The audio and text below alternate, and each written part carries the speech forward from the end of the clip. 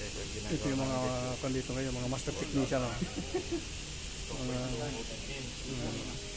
Ranger. Yan ang master namin ngayon. master. Taga Malasigi. Malasigi, Pangasinan.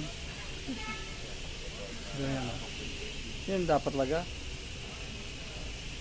Huhubaran mo siya parang huhubaran mo talaga parang chikakas lang yan eh. Huhubaran mo. Hubaran. Yan. Ito kasi bagong sasakyan, bagong makina to, ginawa sa labas. Wala sa amin tiwala eh. Nung nagka-problema na, iyak yung customer, ibabalik sa certified na dito, master. Walang tiwala sila sa certified eh, na technician master eh.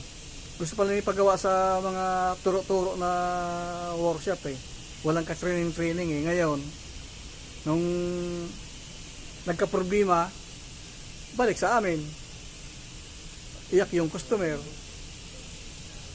Di triple yung kanya ngayon, gastos.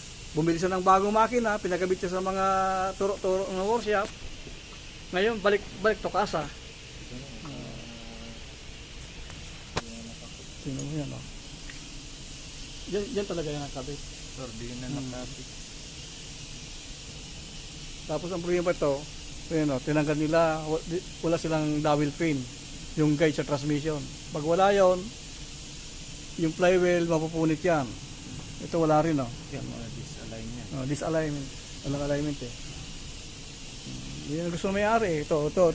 Pit-pit yan, Pit-pit, pinokpok ng mekaniko sa labas. Paano dadaan yung langis dyan? Paano dadaan yung langis dyan na pit-pit? Wala nang lubrication. Yak yung may-ari nito eh. Sige na.